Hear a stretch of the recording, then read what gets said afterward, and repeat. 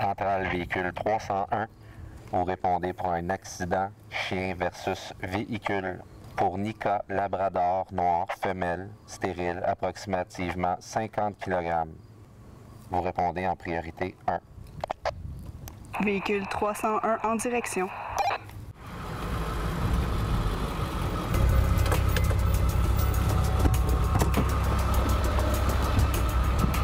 Ouais, écoute, c'est fait frapper, puis j'ai aucune idée, là. Excellent, excellent.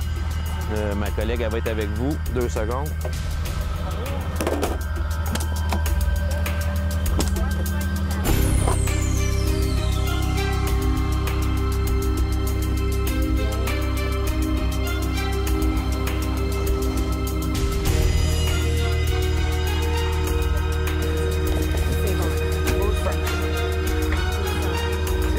Eugénie, écoute, appelle Steph, dis que je suis partie avec eux autres avec la chienne. OK, puis vous en allez où comme ça? On s'en va dans le centre de référence le plus près. À tantôt.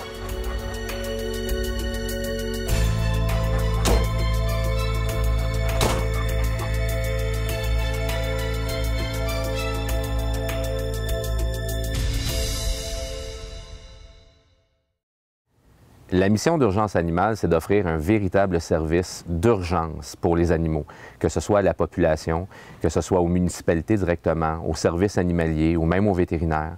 L'urgence animale, c'est vraiment un ensemble de services qui tournent autour du sauvetage et de l'ambulance.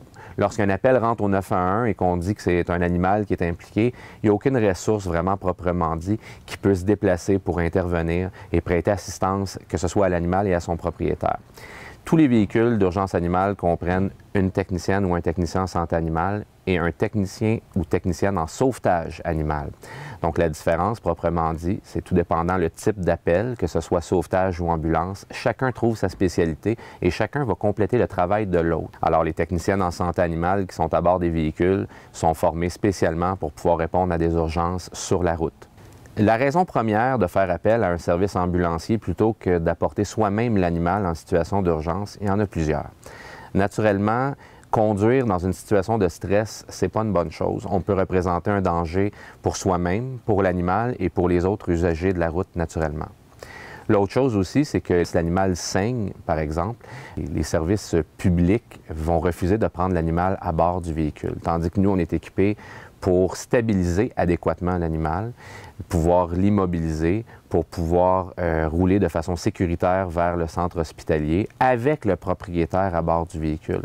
Un point qui est important de souligner également, c'est que la technicienne ou le technicien, quand il est à bord du véhicule urgence animale, c'est qu'on peut poser une série de questions qui nous permettent, nous, de faire un rapport d'intervention préhospitalière. Avec ces informations-là, le vétérinaire va être en mesure de pouvoir prendre une décision plus rapidement et plus éclairée. Un autre avantage, c'est le fait d'être membre chez Urgence Animale. Donc, les gens qui sont membres paient le coûtant de nos opérations. À ce moment-là, le fait qu'on soit un organisme sans but lucratif, ça vient apporter une valeur additionnelle sur le fait d'être membre chez Urgence Animale. Plus il y a de membres, plus il y a de véhicules, plus il y a de techniciens, plus il y a de ressources, autant humaines que matérielles, sur la route. Nous, chez Urgence Animale, on essaie de travailler avec les autres ressources qui sont déjà en place, que ce soit le service animalier, le service de police, les services d'incendie et les services paramédicaux pour humains. À ce moment-là, s'ils sont dans une situation particulière qui nécessite une intervention technique, à ce moment-là, Urgence Animale est en mesure de pouvoir répondre à ce besoin-là. Donc, de travailler avec ces gens-là, d'autres professionnels, dans le but de pouvoir offrir un service aux animaux, c'est vraiment exceptionnel.